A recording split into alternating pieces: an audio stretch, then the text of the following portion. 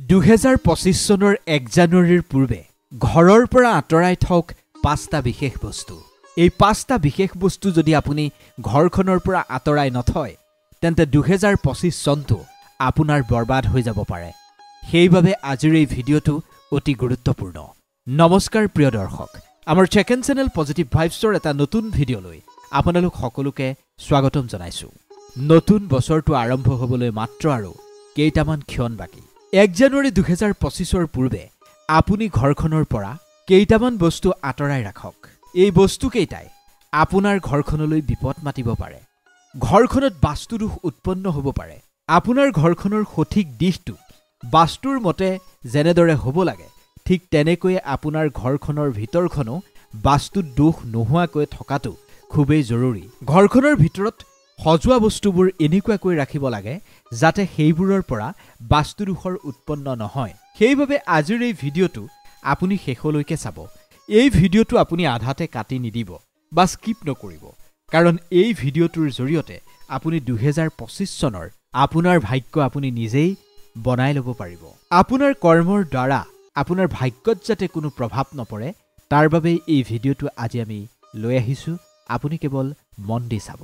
নতুন বছৰৰ পূৰ্বে ঘৰখনৰ পৰা উলিয়াই পেলাওক 5টা বিশেষ বস্তু। সেই 5টা বিশেষ বস্তুৰ বিষয়ে এতিয়া আমি আপোনাক ক'ম। এই 5টা বস্তুৰ বিষয়ে আপুনি জনাৰ পূৰ্বে আপুনি যদি আমাৰ চেনেলটোত নতুন তেন্তে অনুগ্ৰহ কৰি আমাৰ চেনেলটো ছাবস্ক্ৰাইব কৰিব আৰু এই নতুন বছৰটো যাতে আপোনাৰ ভাল হয় তাৰ কাৰণে কমেণ্টত মা লক্ষ্মীৰ নাম লিখিবলৈ একেবাৰে নাপাহৰিব।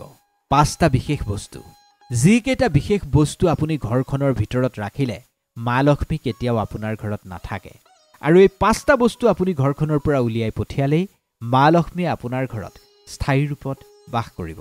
প্ৰথমটো বস্তুৱেই হৈছে ভঙা চিচা, মানে ভঙা আইনা। ভঙা চিচাৰে নিগেটিভ বস্তুবোৰ, নিগেটিভ শক্তি বা দুৰ্ভাগ্যক সহজে আকৰ্ষণ কৰে। এইবোৰে ঘৰখনত বাস্তুদোষ উৎপন্ন হোৱাত সহায় কৰে। ভঙা গ্লাছ যদি ঘৰৰ ভিতৰত আছে তেন্তে সেই গ্লাছবোৰ আপুনি আঁতৰাই ৰাখক, কাৰণ ঘৰখনৰ পৰিয়ালৰ সদস্যৰ ওপৰত ইয়াৰ কুপ্ৰভাৱ পৰিব পাৰে। ভঙা আইনা যদি আপুনি ঘৰখনত ৰাখিছে ইয়াৰ পৰা যি বাস্তুদোষৰ সৃষ্টি হ'ব, ইয়াৰ ফলত ঘৰখনৰ আৰ্থিক অৱস্থাত নিগেটিভ প্ৰভাৱ পৰিব পাৰে। যদি আপুনি পুৱা শুই উঠিছে আৰু শুই উঠাৰ পিছতেই ভঙা আইনাত যদি আপুনি আপোনাৰ প্ৰতিবিম্ব দেখা পাইছে তেন্তে গোটেই দিনটো আপোনাৰ বেয়াকৈ পাৰ হ'ব। এয়া শাস্ত্ৰসন্মত কথা। হোৱা কাৰ্যও শেষ মুহূৰ্তত হ'লেও নোহোৱা হৈ পৰে নতুন বছৰ আৰম্ভ হোৱাৰ পূৰ্বে। সেইবাবেই ঘৰৰ পৰা সোনকালেই ভঙা আইনা দূৰ কৰি পেলাওক। 2 নম্বৰ, ঘৰখনত যদি বন্ধ হৈ থকা ঘড়ী বা ভঙা ঘড়ী আছে তেন্তে নতুন বছৰৰ পূৰ্বেই সেয়া উলিয়াই পেলাওক, নহ'লে ভাল কৰক। যেনেদৰে বন্ধ ঘড়ীত সময় স্থবিৰ হৈ পৰে ঠিক সেইদৰে আপোনাৰ জীৱনৰ যিবোৰ কাৰ্য সেয়াও সেই বন্ধ ঘড়ীটোৰ দৰে হৈ পৰে। যদি আপোনাৰ ব্যৱসায় বাণিজ্য বা বিভিন্ন ধৰণৰ আপোনাৰ ব্যৱসায়িক কাম কাজ আছে সেই সকলোবোৰ বন্ধ ঘড়ীটোৰ দৰেই স্থবিৰ হৈ পৰিব পাৰে। বন্ধ ঘড়ীটোৰ সময় যেনেদৰে ৰৈ যায়, স্থবিৰ হৈ পৰে, তেনেদৰে ব্যৱসায় বাণিজ্যটো আপোনাৰ উন্নতি স্থবিৰ হৈ পৰিব পাৰে। বন্ধ ঘড়ীয়ে আপোনাৰ ভাল সময়ত বেয়া প্ৰভাৱ পেলাই দিব পাৰে। বন্ধ ঘড়ী ঘৰত থাকিলে বাস্তুদোষৰ সৃষ্টি হ'ব পাৰে। আপোনাৰ জীৱনৰ যিবোৰ নিগেটিভ কাম কাজ সেই কাম কাজত ইয়াৰ প্ৰভাৱ পৰিব পাৰে। পুনৰ কৈছোঁ, ঘৰখনত যদি নচলা ঘড়ী আছে তেন্তে সেয়া চলোৱাৰ ব্যৱস্থা কৰক, ভাল কৰক, আৰু যদি সেইখিনি কৰিব পৰা নাই তেন্তে শীঘ্ৰেই সেয়া আঁতৰাই পেলাওক। 3 নম্বৰ, মৰহি যোৱা ফুল বা শুকাই যোৱা ফুল। বাস্তুশাস্ত্ৰৰ মতে মৰহি যোৱা ফুল বা শুকাই যোৱা ফুল মৃত্যুৰ প্ৰতীক বুলি কোৱা হয়। 1 জানুৱাৰীৰ পূৰ্বেই বা নতুন বছৰৰ পূৰ্বেই আপুনি আপোনাৰ ঘৰত থকা শুকাই যোৱা ফুল বা মৰহি যোৱা ফুল যদি আপুনি দূৰ কৰি নেপেলায় তেন্তে আপোনাৰ জীৱন বিপদাপন্ন হ'ব পাৰে। এনেকুৱা কিছুমান মানুহ আছে যি ঘৰখনক সজাবলৈ বা ঘৰখনক বিচিত্ৰ ৰূপত তুলি ধৰিবলৈ ঘৰখন ফুলেৰে সজায়, কিন্তু সময়ৰ লগে লগে সেই ফুলবোৰ হয় মৰহি যায় নহ'লে শুকাই যায়, আৰু সেইখিনি মৰহি যোৱাৰ পিছত বা শুকাই যোৱাৰ পিছত আঁতৰাবলৈও বহু মানুহে পাহৰি যায়। সেইবাবে ঘৰখনত কেতিয়াও শুকান ফুল ৰাখিব নালাগে।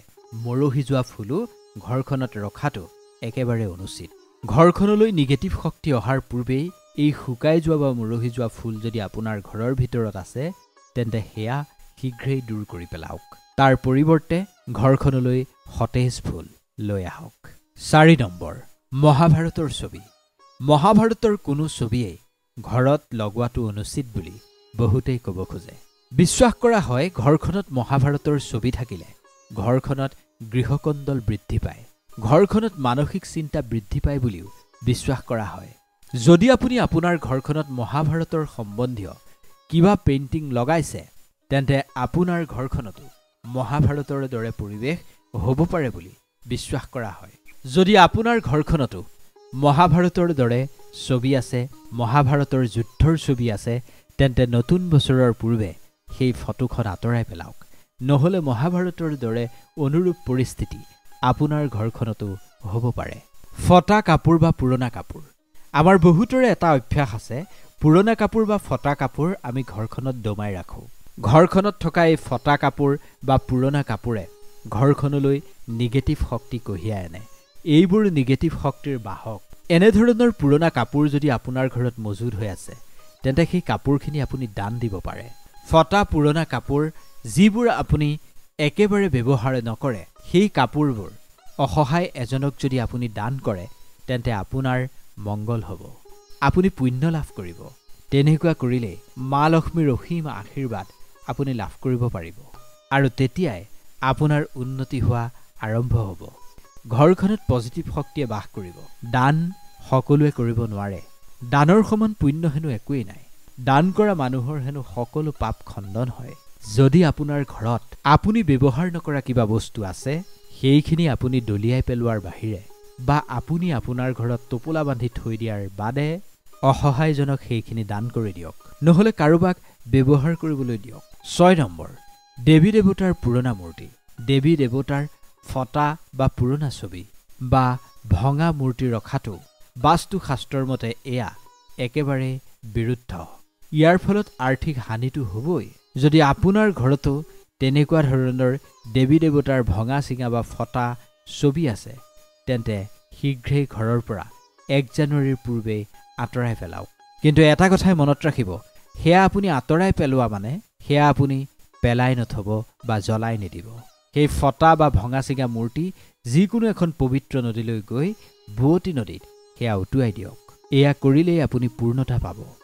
বহুতে আকৌ বিশ্বাস কৰে ঘৰত ভঙা চিঙা মূৰ্তি থলে সেই দেৱী দেৱতাৰ মূৰ্তিয়ে হেনো অভিশাপ দিয়ে। ইয়াৰ পিছত আহিল মকৰা জাল বা লেতেৰা। কোৱা হয় ঘৰখনত থকা মকৰা জালত হেনো সৌভাগ্য বন্দী হৈ ৰয়। সেইবাবেই ঘৰখন সদায় পৰিষ্কাৰ পৰিচ্ছন্ন কৰি ৰখা উচিত। নতুন বছৰৰ পূৰ্বে 1 জানুৱাৰীৰ পূৰ্বে ঘৰখনত যদি কেনেবাকৈ ক'ৰবাত মকৰা জাল আছে তেন্তে সেয়া এতিয়াই দূৰ কৰি পেলাওক। যেনেদৰে দীপাৱলীৰ উৎসৱৰ সময়ত আপুনি ঘৰখন চাফ চিকুণ কৰি ৰাখে, ঠিক সেইদৰে এই নতুন বছৰৰ সময়খিনিতো ঘৰখন নতুনকৈ সজাওক। এই নতুন বছৰত যাতে আপোনাৰ ভাগ্য কোনোবা মকৰা জালত বন্দী হৈ নৰয় তাৰ বাবে ঘৰখনৰ চুকে কোণে থকা মকৰা জাল আঁতৰাই পেলাওক। ঘৰখনৰ চুক কোণ পৰিষ্কাৰ কৰি ৰাখক। ঘৰখন লেতেৰা হৈ থাকিলে, ঘৰখনত মকৰা জাল থাকিলে সেইখিনিয়ে আপোনাৰ ভাল সময়খিনি বেয়া সময়লৈ পৰ্যবসিত কৰিবলৈ বৰ বেছি সময় নালাগিব। ঘৰ বা দোকানত থকা এই মকৰা জাল খুবেই অশুভ বুলি গণ্য কৰা হয়। সেইবাবে এইখিনি সময়ত পৰিষ্কাৰ কৰাটো খুবেই জৰুৰী। ঘৰখনত থকা বেয়া দুৱাৰ। যিখন ঘৰৰ দুৱাৰ খোলোতে বা জপাওঁতে শব্দ হয় সেয়াও কিন্তু ঘৰখনৰ কাৰণে অমংগল। যদি আপোনাৰ ঘৰখনত তেনেকুৱা দুৱাৰ আছে তেন্তে এই নতুন বছৰৰ পূৰ্বে সেইখিনি ঠিক কৰক। কাৰণ ঘৰখনৰ দুৱাৰ খোলোতে বা মেলোতে শব্দ হ'লে বা দুৱাৰখন বেয়া হৈ থাকিলে ই ঘৰখনৰ কাৰণে খুবেই অশুভ বুলি গণ্য কৰা হয়। ই বাস্তুদোষৰ উৎপন্ন কৰে। ব্যৱহাৰ অযোগ্য জোতা চেণ্ডেল। নতুন বছৰৰ পূৰ্বে ঘৰখনত যিমানবোৰ ব্যৱহাৰ অনুপযোগী জোতা চেণ্ডেল আছে সেয়া আঁতৰাই পেলাওক। ঘৰখনৰ কোনো কোণতে যাতে এই বেয়া হোৱা জোতা চেণ্ডেল আপুনি জমা কৰি নাৰাখে। বেয়া হোৱা জোতা চেণ্ডেলেও ঘৰখনত বাস্তুদোষ সৃষ্টি কৰিব পাৰে। নতুন বছৰত ঘৰখনত থকা সেই বেয়া জোতা চেণ্ডেল ঘৰখনৰ পৰা আঁতৰাই পেলাওক। নতুন বছৰৰ পূৰ্বে এইবোৰ কথাৰ প্ৰতি আপুনি গুৰুত্ব দিব লাগিব।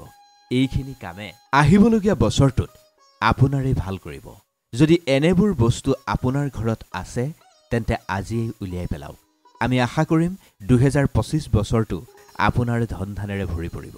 পজিটিভ ভাইবছৰ পৰিয়ালক এই সুযোগতে আমিও নতুন বছৰৰ হিয়াভৰা শুভেচ্ছা জ্ঞাপন কৰিছোঁ আৰু প্ৰতিগৰাকী দৰ্শকৰ মংগল কামনাৰে আমি প্ৰভু ভগৱন্তৰ শ্ৰীচৰণত প্ৰাৰ্থনা জনাইছোঁ। ভিডিঅ'টো যদি ভাল লাগিল অনুগ্ৰহ কৰি যিমান পাৰে সিমান শ্বেয়াৰ কৰিব। আপোনাৰ মতামত মুকলিকৈ কমেণ্টত লিখিবলৈ নাপাহৰিব আৰু এনেকুৱা ধৰণৰ ভিডিঅ' পোনপ্ৰথমে আপুনি পাবৰ বাবে চেনেলটো ছাবস্ক্ৰাইব কৰি থবলৈ নাপাহৰিব। ধন্যবাদ।